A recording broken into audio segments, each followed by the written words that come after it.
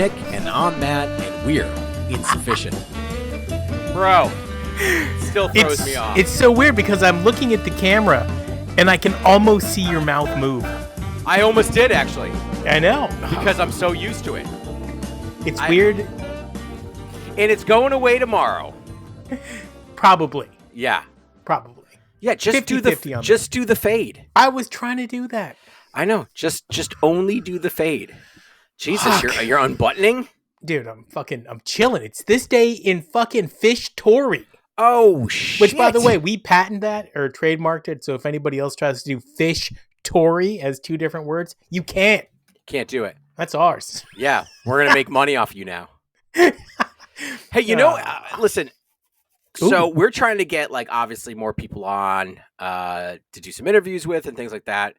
I'm trying, and this would be kind of out of our realm. Normally, I don't know if this person's into it, but have you ever seen the Bean Wizard? It's called a three-way. Yeah.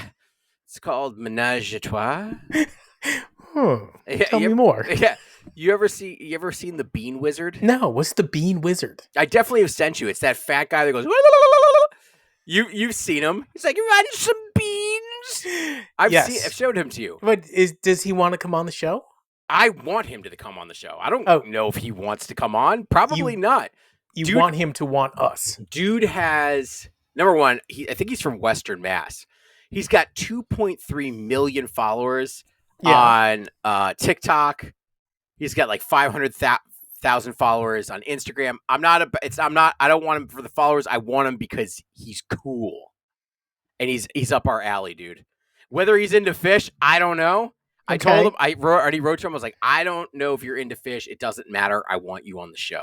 Because he would be funny? Yeah, he's amazing. I need the Bean Wizard on here. I tagged you on somebody's band that was covering Phish, but I think it was just the drummer. On TikTok? On TikTok, yeah. So next time you're on there, I think they would be fun. And what I think would be really fun, besides the Bean guy that you just talked about, which could be really cool, the Bean Wizard would be I'd like to have a whole bunch of Phish cover and Phish tribute band members. Doesn't have to be the whole band at once, but I want them to come on because I think there's something wrong with them in a way that we would probably like.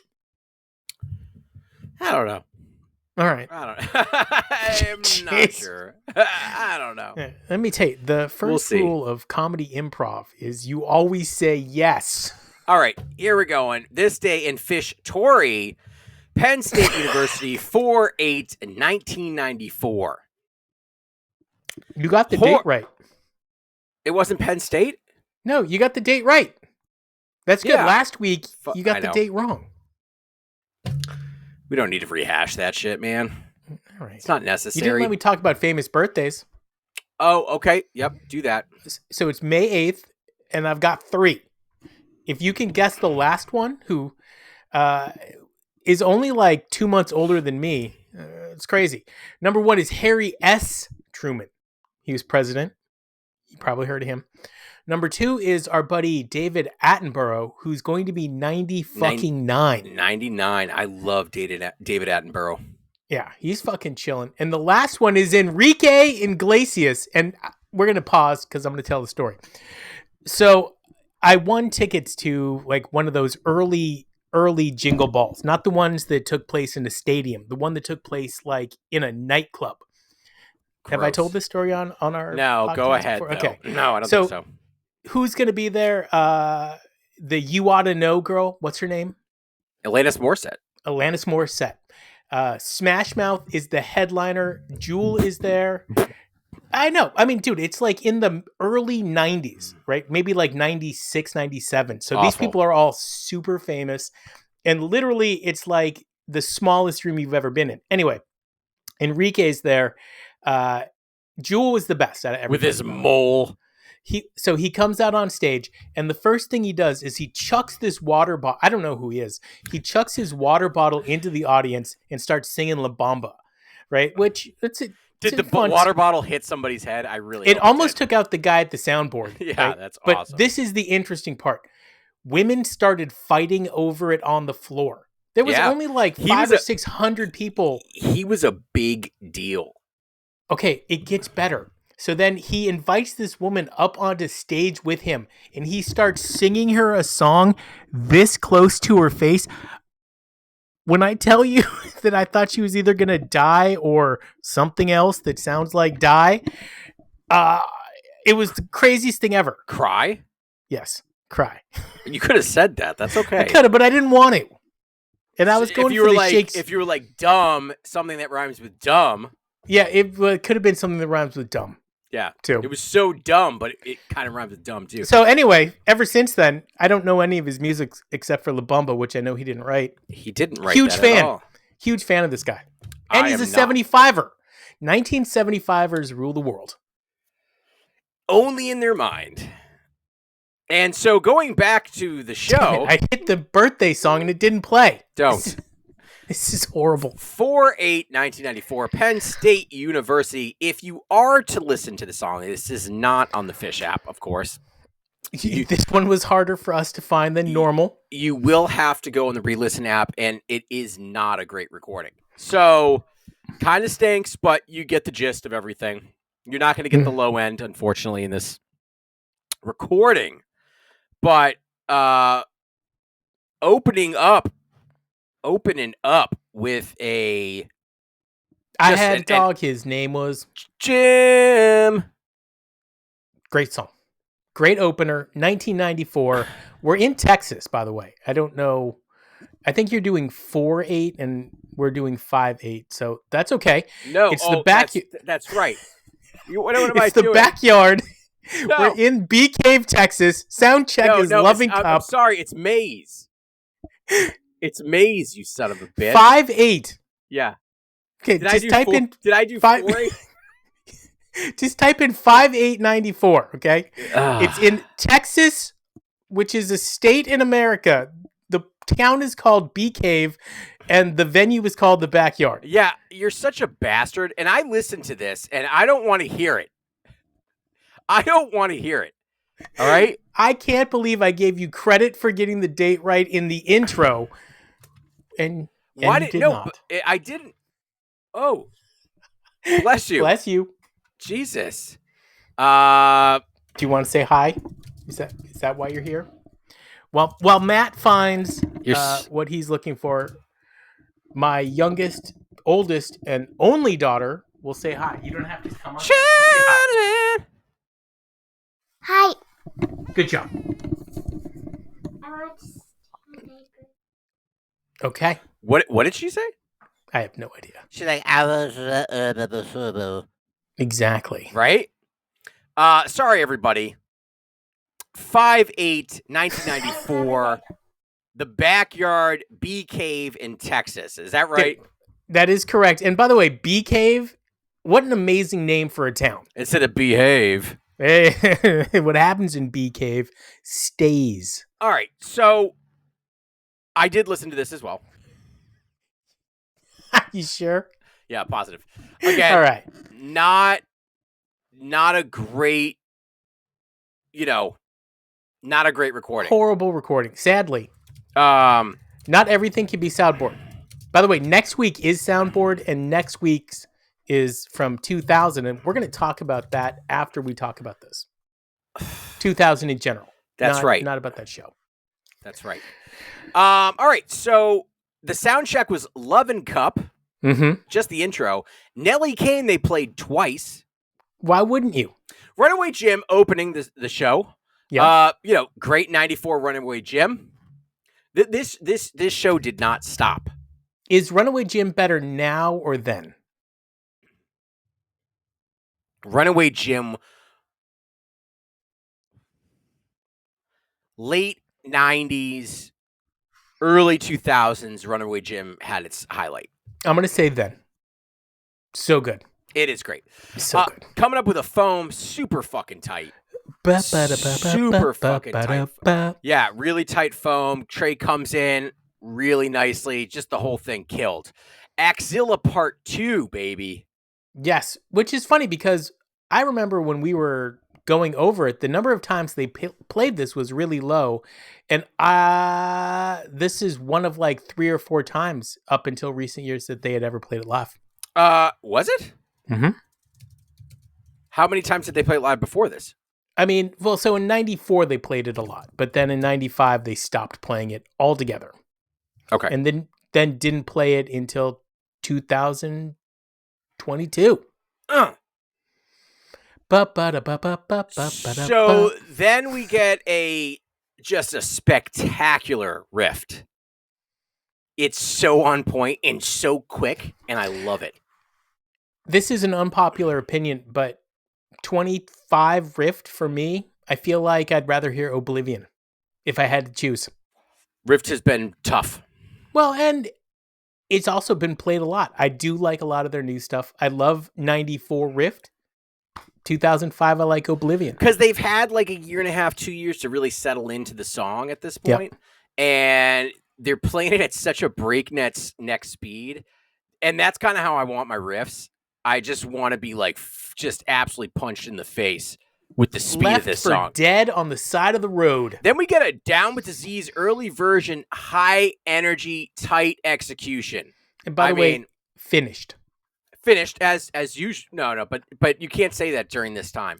Always finished. I know. Always finished. Then we get a Bouncing Around the Room. I've determined this is the song I would take at every Phish show. I would not. I would take it at every show. It's only like 4 minutes long. You know, Except for Mike has to sing, you lazy bastard. Stash.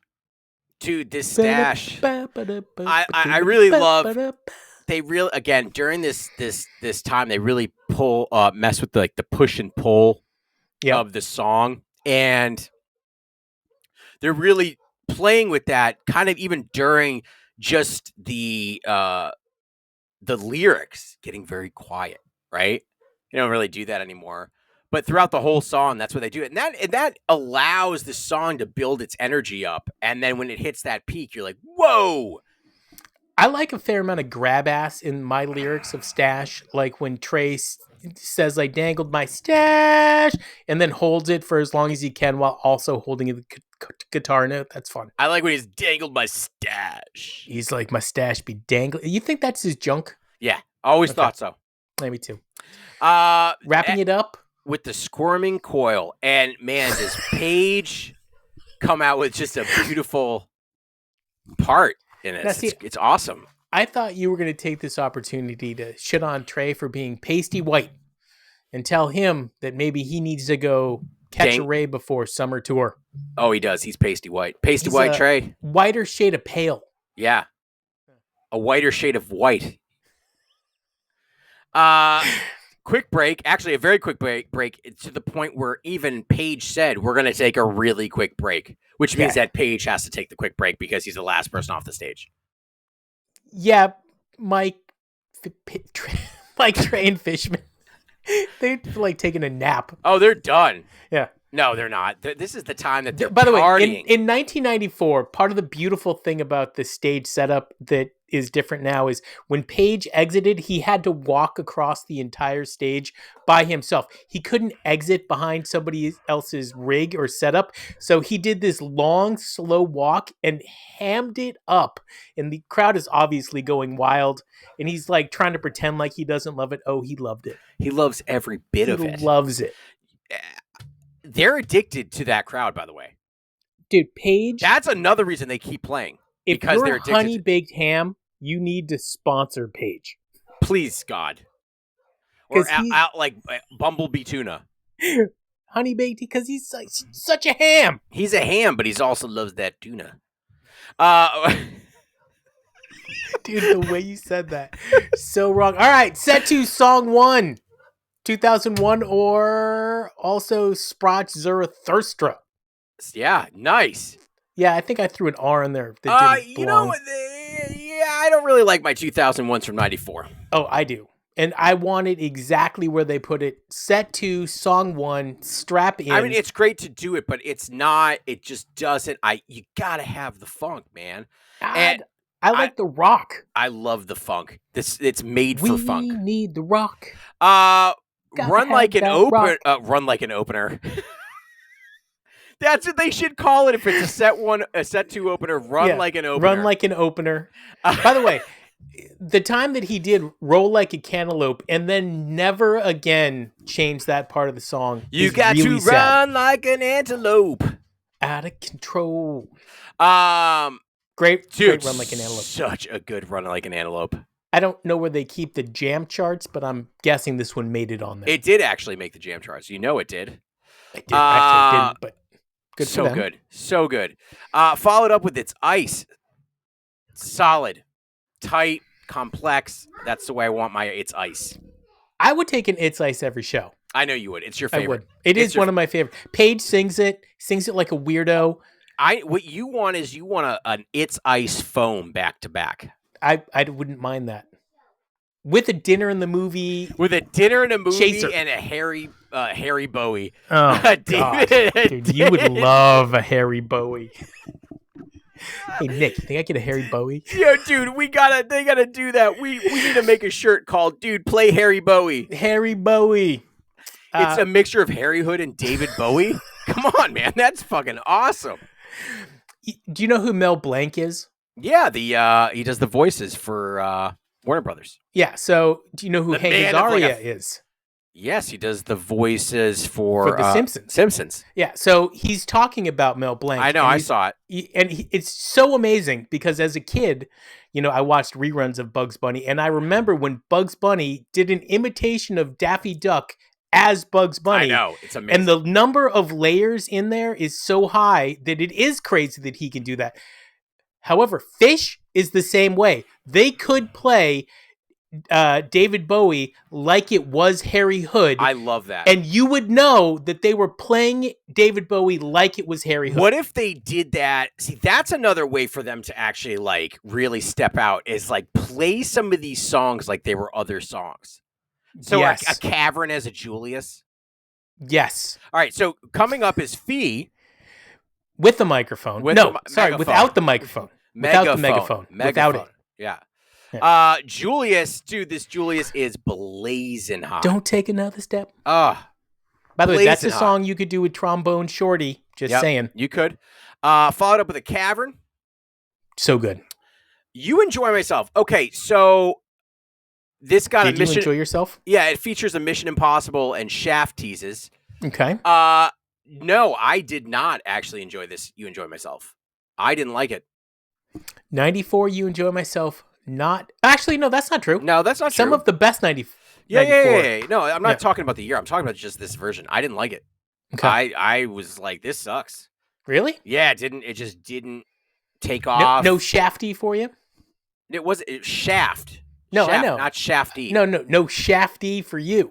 No, it just no, it didn't take off. I don't know. I didn't like it. Cool. Nope, not my thing. Haley's comment. Unusual late placement though.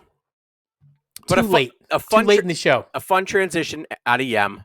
Yeah, I heard. The thing is that like I said, they just didn't peak, and then they went right into the vocal jam, and I'm like, ugh. So you didn't peak, and you went into a long vocal jam? Like what? What do you think the longest vocal jam is, minute-wise, that they've done? 7 minutes? Great question. That is the question. That's a horrible question of the day. What is the longest vocal jam that Phish has ever performed? On You Enjoy Myself. On You Enjoy Myself. Okay. What other vocal jam is there? Well, sometimes, one time during Free, they vocal jammed Martian Monster. That was while playing Free. No, it was amazing. Good Times, Bad Times to end set 2. Excellent. And then encore, Sweet Adeline. No mics. And Gogli Apparatus. Sweet Adeline. Gogi Apparatus. Yeah, I don't really like Sweet Adeline. No, nobody does. Great show. I mean, it was a good show. It's tough. It's tough to hate a 94 show. What show did you think it was? Fuck you. That makes me so happy. It was 4/8/94. 4/8/94. Opened up with a maze. Nice. So anyway, next week on This Week in Fishery, we got a pretty cool show that's from a soundboard. There's a dog in your background. You can't. They will never see that. I know, Only which you. is a shame because that dog is fucking adorable, buddy. Mr. Not Supposed to. What's he up to? Not Odie. supposed to be doing it. No, what is he doing? Is he licking himself? Yeah, no. That's What's he doing? What are you doing? It's the worst because like when he is like my wife will hear it. She'll be like, "Shut the fuck up." Oh my god. Yeah, I know. That's a little too harsh. It's a dog. Do we have 5 random adjectives today? No, we have something another even game. better. We have another game. But just so everybody knows, next week, before you listen to This Day in Fishery, you have to go and you have to listen to 5/15/2000. It takes place in Philadelphia at the Sonic Studio. This, for me, is like one of the reasons why I absolutely love Phish. And you will too. Second song's Farmhouse, followed by Heavy Things. You're like, what? Guys, It's basically it is the Farmhouse album. Just It's a played promo live. for Farmhouse that they performed live in front of a bunch of people. It's awesome. Okay. Super tight. Matt, you're in a life or death situation. Listeners at home, something bad is happening. There's 4 specific instances, and you have to pick which member of Phish you would want to be nearby to save your life. Does that sound like I've summed it up correctly? Yeah, but we kind of did this. Who is your No. emergency contact? Yeah, that's different. That's when the police find you dead on the side of the road. Who are they calling? They're calling Trey. No, it's when you need help. Who you calling? No. Your emergency contact isn't who you call. That's like, it's listed whenever you sign up for something. That's true. Okay? All right. So this is, okay, example 1. You're at Texas Roadhouse. By the way, excellent restaurant, just saying. And you're choking. Which member of the band do you want sitting in a booth nearby you that is going to save your life? Paige. Fishman. Dude, the Heimlich maneuver is all about... He is too small to get most people up to do that. So that's no. Okay, then he lays you on the ground and starts Captain Cavemanning you on the chest. That I could see. Yeah. But it's Paige. Paige for you? Paige knows. You know why? Because he's got that thing that he got at Costco that he sticks over your face and like sucks it out. He's got it in his back pocket. Do they sell those at Costco? Yeah. I'm going Those to are amazing. leave this podcast and go buy one. Well, you should. You got a little kid at home. I do. I need one for me. Have you ever seen me eat? You can do no, but I've seen a family member of yours eat, and he doesn't. Be nice. Don't even take a breath. All right. Second life or death situation where you need a member of Phish to save you is your house is on fire. Which member of the band do you want as your neighbor? Fishman. How come? Because I feel like he wouldn't know what to do, or he would think he knows what to do, and instead of putting out the fire, because he's got a farm, right? So he's got a huge tractor, and instead of putting out the fire, he just bulldozes your house down so he can catch his house on fire. Pulls the gremlins and just drives through your front door. Drives through the front door. Okay, I'm going Mike. Okay. And the reason I'm going with Mike is because chances are Mike is peeking out his front window at your house at any given moment in time. So he knows the second your house is on fire. Boom. So he's a stalker? No, that's just what he is. He's a weird guy. Did you ever see that movie with Tom Hanks called The Burbs? I love that movie. Top 10 movie. Mike could slide into almost any role on that film. You remember the neighbor and his wife? Yes. You remember his wife? Hey, call me after the show. Yeah. All right. Situation number 3. You are drowning in a lake, not a pool, in a lake. Who do you want in the boat kind of nearby you, noticing that you're needing help? Trey. I'm going Paige. Okay. Why are you taking Trey? Because Trey always likes to be in that boat, and he always wants to help people and pull them in. He talks about it all the time. He talks about his band being on the boat, and if somebody falls off, he pulls them in. It's Trey. I mean, he already talks about it. Okay, fine. Yeah. I mean, if he left you there to die, that would be very not on brand for Trey. Nope. I just feel like Paige is the best swimmer of the group. I feel like he's the weakest. What? Yeah. Dude, Or actually, even money. Fishman would be the weakest. I feel like with his arms, the shortness of his arms and his legs. Between Trey and Paige, I'm giving Paige the advantage, but it's close. The other two, a distant third and fourth. You know, Fishman kind of reminds me of Corky from, like, remember that movie or that show back in the day? Pooping in the alley is the greatest crime. Last but not least, unfortunately for you, Matt, you are suffering from a cardiac arrest. And this person that you have left has to save you. Mouth to mouth. And you've picked? Mike. You think Mike is your heart attack guy? Yep, because he's nose to mouth. That's just fucked up, buddy. No, it's Trey all the way. Mike's doing the cardiac arrest. Staying alive. No. Staying alive. That would That's be Trey. Mike. No, dude, Mike would be like, boop, boop, boop, boop, boop, boop. It wouldn't be on rhythm. Yeah, dude. No. Dude, he plays on the back side of that rhythm. I think I nailed this one. Okay. The real question of the day is, if Phish was doing the Olympics, each individual member, what events are they doing? He's Matt, I'm Nick. We are motherfucking insufficient. It would be better if I had something harder to drop when I use the F-bombs. Like metal? Yeah. The Master of the Puppets, pulling your string. Dude, Master of Puppets, great album, or like, who gives a shit? It's a good album. Yeah, it's a good album. Master. I don't really want to like that band, Metallica. I don't like that band, Metallica. Yeah. They have good songs. No. I don't dislike Metallica. I dislike Lars. Who's the front man? James Hetfield. Yeah, I don't like him. Why? He's legit. Nah, he looks too jacked. Like he's gonna fuck. It's the mustache. And it's like country singers. Like some of those country singers are like, oh, and I'm like, dude, you're just up here singing country. Well, you telling me to tone it down or them to tone it down? You tone it down, but it's Lars. You have to hate Lars. He's the worst human being. Why do you hate Lars so much?